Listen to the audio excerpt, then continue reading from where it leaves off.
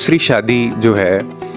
वो करना बाकायदा एक फ़ैशन बनता जा रहा है और ये बहुत आसान होता जा रहा है लोगों के लिए। ऑफ़ कोर्स जिसको छोड़ा जा रहा होता है, जो आपका पार्टनर होता है, उसके लिए तो मुश्किल होता है। जो शादी जो शख्स करना चाह रहा होता है ना दूसरी,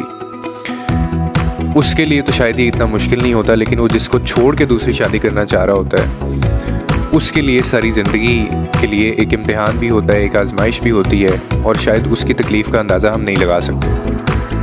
और वैसे भी शादी करना जो है वो कोई बड़ी बात नहीं होती। असल जो काम होता है वो शादी को बरकरार रखना और उसी एक रिश्ते के अंदर रहना होता है। आजकल की जो यूथ है, क्योंकि हम लोग कमिटमेंट्स को, वैल्यूज़ को और जो सेक्रीफाइस करने को हमने बड़ा लीस्ट समझ लिया है और हम शायद किसी भी रिश्ते के अंदर कुर्बानियाँ नहीं देना चाहते। और हमें शायद ये सिखाया भी नहीं जाता शुरू से कि जब आप किसी से कोई रिश्ता आपका जुड़ता है, चाहे वो कोई भी रिश्ता हो, तो वो हमेशा लेन देन के साथ होता है। यानी आप बहुत सारी चीज़ें, बहुत सारी सेक्रीफाइसेस और बहुत सारी आप प्राइसेस उसके लिए पे कर रहे होते हैं और बदले में अगला बंदा भी आपके लिए यही चीज़ें कर रहा होता है। आप ज़िंदगी में देखेंगे कि ऐसे रिश्ते जहाँ पे एक ही तरफ से मोहब्बत निभाई जा रही हो, एक ही तरफ से कुर्बानियाँ दी जा रही हों, एक ही साइड से वो सारी प्राइसेस पे की जा रही हों और एक ही साइड से आप ये एक्सपेक्ट भी कर रहे हों कि यही बंदा मुझे समझे, यही बंदा मुझे इज़्ज़त दे, यही बंदा मुझे ऑन करे और यही बंदा मुझे हमेशा स्पेस भी दे। आप देखेंगे ऐसे जो रिश्ते होंगे ना वो कभी भी ज़िंदगी में चल नहीं पाएंगे। और अगर आप ऐसे रिश्तों को चलाने की कोशिश भी करेंगे तो ये एक बहुत बड़ा फेलियर होगा और इस रिश्ते के अंदर भी जो लोग होंगे ना वो भी सफ़र करेंगे और जो ये रिश्ते निभा रहे होंगे वो भी लोग सफ़र करेंगे। तो ऐसे रिश्ते कभी भी कामयाब एक तो होते नहीं हैं। तो मैं हमेशा से वैसे ये बात बहुत वीडियोस के थ्रू भी मैं कह चुका हूँ कि जब तक आप किसी ऐसे कंक्लूजन पे नहीं पहुँच जाते कि आपको 100% ये अंदाज़ा नहीं हो सकता कि जिस बंदे से आपने शादी करनी है ये आपका वही, यानी ये ड्रीम पार्टनर है आपका। अगर ड्रीम पार्टनर नहीं है तो कम से कम आपको इतनी क्लैरिटी और इतनी डायरेक्शन ज़रूर पता होनी चाहिए कि आप इस शख्स के साथ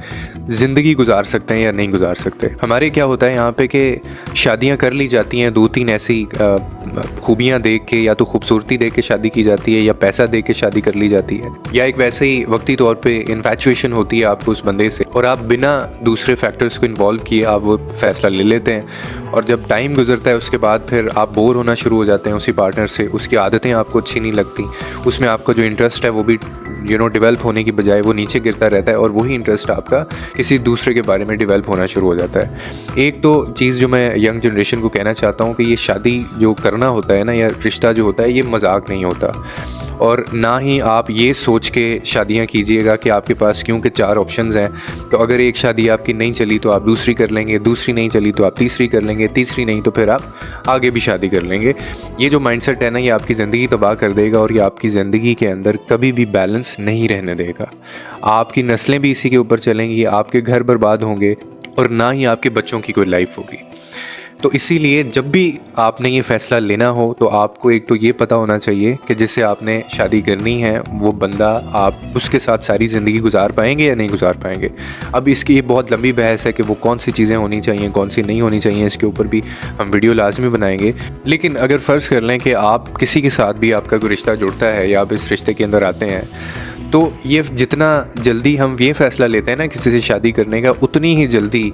हम फ़ैसला तोड़ने का जब करते हैं ना तो वो बहुत तकलीफ़देह होता है। और ऑफ़ कोर्स मैंने आगे भी कहा कि जिस बंदे को छोड़ा जा रहा होता है वो इस चीज़ को इतनी आसानी से नहीं भूल सकता। हो सकता है आपके लिए मूव ऑन करना बहुत आसान हो क्योंकि आपके जहन में पहले ही ये चीज़ होगी या आप कंसीडर कर रहे होंगे और भी ऑप्शंस, लेकिन जिसको आपने छोड़ना है उसको बिल्कुल भी इस चीज़ का अंदाज़ा नहीं होता कि उसने आपके बाद किधर जाना है या क्या करना है। तो एक तो ये फ़ैसले इतनी जल्दी ना लिया करें जो लोग भी मुझे सुन रहे हैं। दूसरा, अगर आप किसी रिश्ते में हैं, अगर आपकी जिस बंदे से शादी हुई है तो कोशिश करें कि आप सेक्रीफाइस करना सीखें। कोशिश करें कि आप उसी के साथ रहना सीखें, उस रिश्ते को बरकरार रखना सीखें। क्योंकि मेरे ख़्याल में जो ज़र्फ़ होता है ना असल में मर्द का, वो यही होता है कि आप जिस बंदे के साथ आपका रिश्ता जुड़ा है अब आपने उसके साथ निभाना है और आपने आखिर तक निभाना है, अनटिल अनलेस कि आपके साथ बहुत ज़्यादा कोई एबनॉर्मल चीज़ें नहीं हो रही हैं, कि आपका पार्टनर इतना ज़्यादा एब्यूसिव ना हो, इतना ज़्यादा टॉक्सिक ना हो कि वो आपको बाकायदा मार पीट करता हो रोज़ाना की बुनियाद पे हो, या उसकी आदतें इतनी ख़राब हों, या उसके बारे में कुछ चीज़ें आपको ऐसी पता चल जाएँ कि आपके लिए रहना उसके साथ ज़्यादा अजियतनाक और ज़्यादा तकलीफ़देह हो गया है। तो फिर तो फिर तो आपको बिल्कुल फ़ैसला लेना चाहिए। अगर एक बंदा आपके साथ रहा है, अगर एक बंदे ने आपके साथ 5 साल, 10 साल या 15 साल गुजारे हैं, तो फिर ऐसी कौन सी ज़रूरत पेश आ गई है कि आपका उस बंदे के साथ आगे गुजारा नहीं हो रहा और आप दूसरी शादी का जो फ़ैसला है वो लेते हैं, और ना ही इसमें आप बच्चों का सोचते हैं। फिर मैंने बहुत ज़्यादा केसेस में ऐसा भी देखा है कि जो कि और ट्रेंड आजकल चल रहा है कि जिन लोगों को ये थ्रेट्स होता है कि हम दूसरी शादी नहीं कर सकते, उन्होंने छुप के, बहुत सारे लोग ऐसे हैं जिन्होंने छुप के निकाह किए होते हैं। और इसमें अगेन मैंने इसके ऊपर भी वीडियो बनाई थी जिसमें मैंने बाकायदा उन फीमेल से मैं मुखातिब हुआ था और मैंने उनको कहा था कि ये उनकी गलती होती है कि जो ये जानते हुए भी कि जिस शख्स के साथ वो ये रिश्ता निभाने जा रही हैं वो ऑलरेडी मैरिड है और वो आपका जो निकाह है वो डिस्क्लोज़ नहीं करना चाहता दूसरों के सामने, वो आपको सेपरेट जहाँ भी रखता है या फिर उसने आपसे निकाह किया हुआ है और फैमिली में अगर नहीं पता है तो आपको नहीं अंदाज़ा आप किस मुश्किल में हैं।